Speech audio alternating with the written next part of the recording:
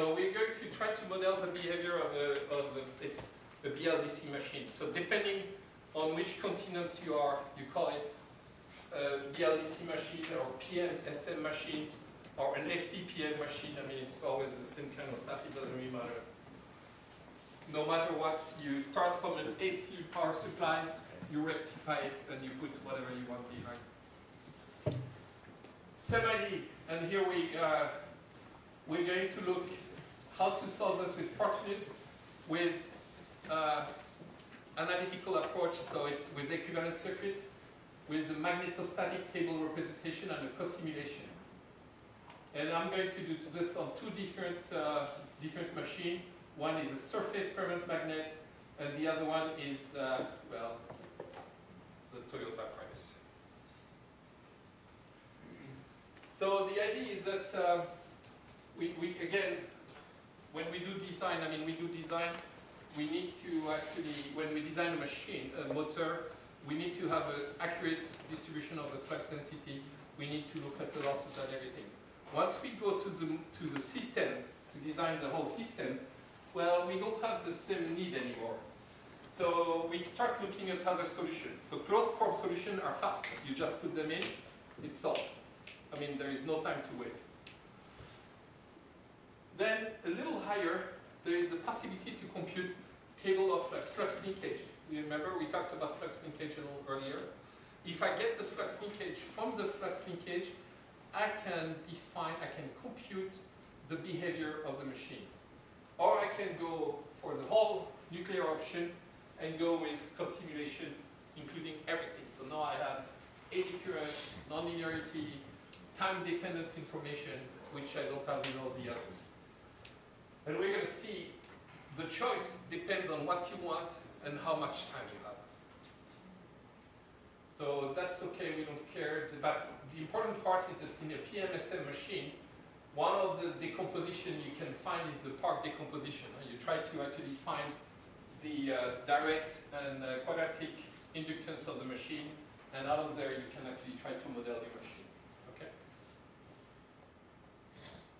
And that is very, very fast.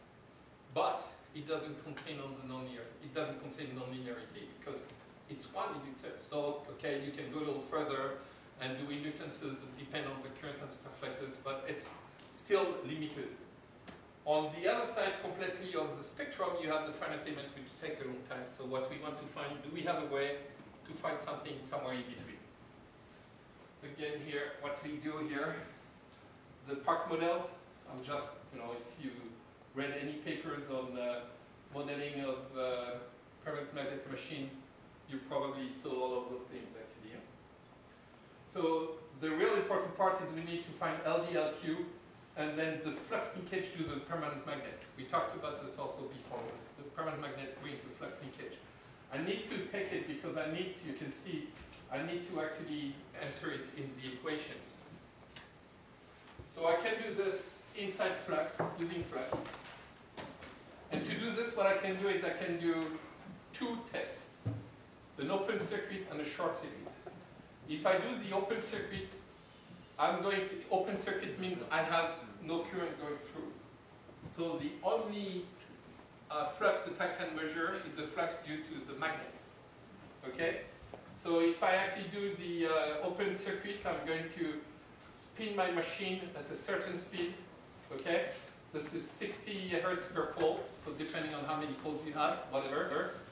And so now I get the flux linkage in the permanent, due to the permanent magnet is computed from the back EMF and the frequency basically.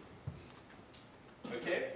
And so you didn't see the machine, but it's a surface permanent magnet machine. And for this permanent magnet machine, what I found is that I have this flux linkage.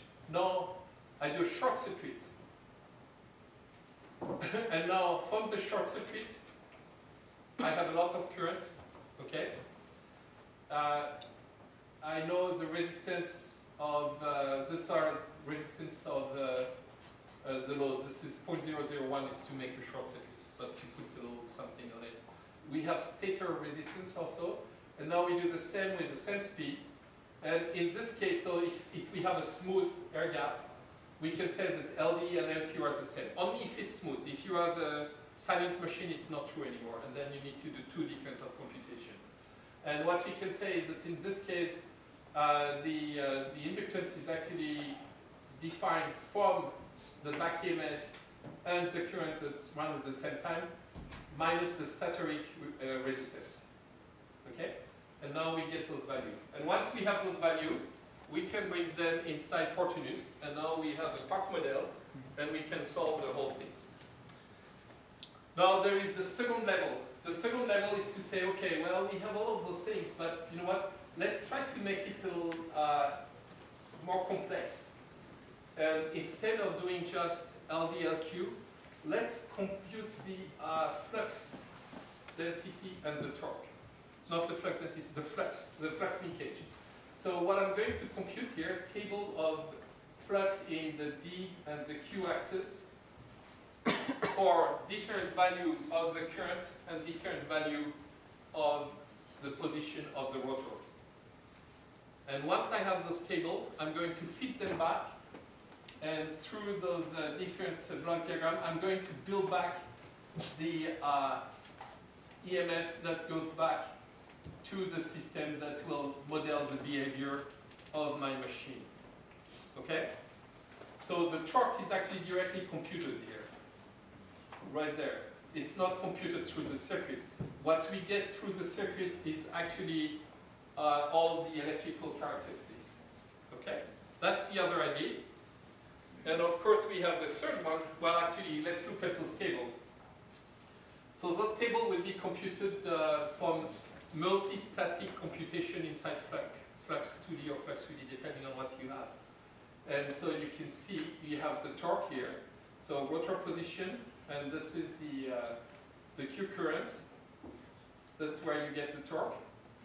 And then you have the flux due to the in the Q direction. So again, here we have the rotor position, and we have actually here the Q current, and now we have the D current and the flux, the rotor position for all of those things. So, by the way, if you look at it, there is quite a lot of things that are computed, because you can see there are quite a few samples here, and then there are quite a few samples in current also. Okay, so it's not free. We're going to talk about it. It's not free. And so finally, there is the other way to do it. Is I take just the circuit inside Portunus. Inside here, I get the voltage and current for each of the single phases. Inside here, I get the flux model. And actually, through there, we have the voltage sources that are coming from Portunus. And then we send back the current to Portunus to do the full computation. Okay? So we have three levels: parks, the table, and full co-simulation. Now let's see what happens for those different machines. First machine, it's a machine you find everywhere. It's a very bad machine. It's very inefficient and everything like this. So 4 poles, 24 slots, 50 kilowatts at 500 RPM. I don't think this is right, but anyway. And finite element modeling with Flux 2D. So what do? First case, we're going to do two cases. One, where we feed the real AC source, and the other one where we're going to use a PWM. Okay? So first case is just a pure sine function. We have the voltage, we have the input, we have the motor, and the torque. And now, if we do this, computation through IDIQ, this is a red. Okay? This is the, sorry. This is the table. So the park model, this is what I was saying. The park model, it's right here. So the park model is actually, it doesn't have all the little oscillation due to the three phases adding together, because it doesn't know about this, okay? The second one, the reddish, which is right under here with a lot of noise, is actually the one which is due to the table. This is the way where we actually got the flux linkage in D in Q and the torque. And then the purple one, which is this one, and which is probably the closest one, is the co-simulation. Okay? So we can see in the park we don't have the cogging torque. Huh? But in the two other models, we actually we have the cogging torque very seriously. Okay? The park doesn't have the torque model because it doesn't do saturation. It doesn't know about saturation. Okay? Now we're going to do the same thing, but instead of doing a sine function, we're doing a PWM, okay? So we have an inverter. We have the DC stuff, the DC sources, and then we have the inverter with the PWM going on. Transistors are controlled by the position, rotor position. And let's look at the result. Actually, yeah, it's not PWM, but it's controlled with the switching. Here is the torque. So again, the park, that's this one. Now it sees this because the current oscillates. We turn on the current, we have a constant voltage source, we're not feeding an AC voltage. So we have actually the time constant and all of those things. You can see when you turn here, you have the LR. This is the time constant of the machine that is going to bring you this between the switching. The table is the red one, so it's a little lower right there. And the co-simulation is in purple. So here we can see that, again, the table and the co-simulation are pretty cool and close together, and the park model is definitely overestimating the torque. Now if we look at the current, now here is the park, so the shape is actually good, but the current is overestimated again, okay? If we look at the table, the red one, we can see we have a lot of noise. And you know what, if you think about it, we're computing this table with many, many, many points. So if a point is not quite correctly on the surface, it's actually going to create one of those oscillations. So what we're seeing here is probably a little defect in the accuracy of the flux linkage. But nothing you can do, except maybe put more elements or converge a little further or things like this, okay? And then the Portunus flux co-simulation you have right here. Okay? So, what's the best? Well, table, we had to do IDIQ theta, and we computed an array for 11 current and 101 position. Okay, so 12,221 magnetostatic points. Quite a lot. Space on your disk. 4 hours computation. But the table is only computed one time. So it means that with this table, you have the characteristic of the machine. You can try any type of drive. You can put this machine anywhere you want. It's all done. You have it. It's finished. Okay? The park, of course, 2 seconds, it doesn't mean anything. It's quickly, even if you take the time to find out the parameters. The co-simulation for 600 points, 30 minutes. So you have to compare this 4 hours and 30 minutes. As I said, each time you will change the drive, you will have to redo this computation. So it all depends at what time of what position of your device you are. This one may end up being much more efficient if you want to try many different drives or many different conditions. Okay? I don't really care about this. So let's look at the same thing with the powertrain. Let's not see, well, I think it's the Prius one, it's an embedded machine stuff. Oh yeah, you can see this is the stuff of the Prius actually.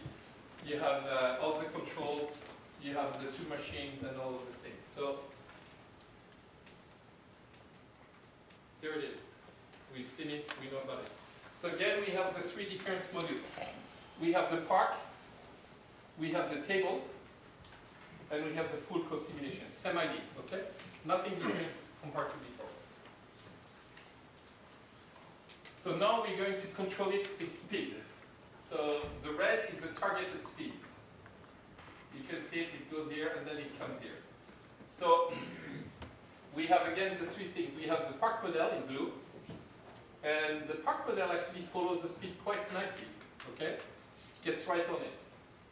If I do with a table, you can see the table has kind of an, actually no, the park model has an overshot also, I think. No, it's right there. The table model actually has a small overshot, and the co-simulation has an undershot. It slows down a little before, okay? But, you know, it looks to me like those, we have to see how much we need to know, but it's pretty close.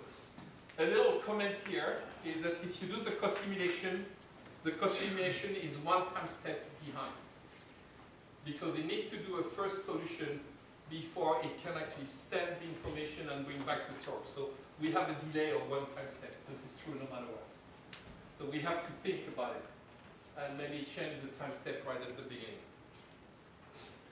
Now, if I do a detail, this is a detail, let's see, this is a detail at on the torque here. No, this is a torque, I'm sorry. Before was the speed, this is the torque. So now we start, and remember we have this delay of 1. The green is actually the co-simulation. We'll see the same. So if I look at the park model, it's the blue one. Right here it goes, it does a little overshoot, then it actually follows, and then when it gets to the right speed, it goes down, and then basically maintains. There is no oscillation or very little, and it maintains the torque for the speed. If I look at the tables, it's the purple one. It follows well at the beginning, but then it overshoots. And if you remember on the speed, it did overshoot also. So that's our problem here. And then it goes around and comes back here. If I do the torque with the co-simulation, I have the little delay, and then I have all those oscillations here, which actually may be just due to the drive. They may be correct, actually. Okay? We have to remember because we're actually using a square voltage. This is done with a square voltage. So it's probably the co-simulation that doesn't catch because we have this little time step which is different. That's probably one of the reasons why we get those funny things. In fact, if we do a smaller time step, you can see that now the co-simulation and the table are really following each other. And this is the park model. But now we've gotten rid of those little simulations, those overshoot. Again, remember, it's a square. If you have a square voltage, then the transition is very fast. So you need to be able to actually shorten the time step to catch it. And now if we look even at the detail right there, we can see co-simulation and the table model are very close to each other. So let's look at it. The time step means smaller time step. We have 10 times smaller in comparison with the previous slide. So now we went up to 26,000 time samples, which were computed in 50 hours. And this is only 1/10 of the total simulation. Okay, so we have to remember all of those things. So if we look at what to do, park is always the fastest, no matter what. I mean, there is no question. No matter how difficult it is to get the values. Table method. Now we have 1111, we have IBIC, IAIB-IC, 3 phases, plus the theta, 17,303 samples, and it's 19 hours. Portunus simulation 5 minutes. So we have 19 hours to set up, and then every time we do another system, 5 minutes. So that's actually probably not too bad. It's comparable to this. Co-simulation in Portunus, we have 27,500 almost point, 50 hours. But again, every time we're going to change something, it's going to be 50 hours. Okay? So again here, it's a choice you make. It depends where you are at your design. If you're actually starting to do a design, and you're pretty sure of your machine, but you're working on designing the control or the system that goes behind, well then the answer is a table. If you are actually done with the machine and maybe you want to try a different machine, you know, you're going to change a little the slot, or you're going to change the air gap or stuff like this, then your answer is right here. Okay?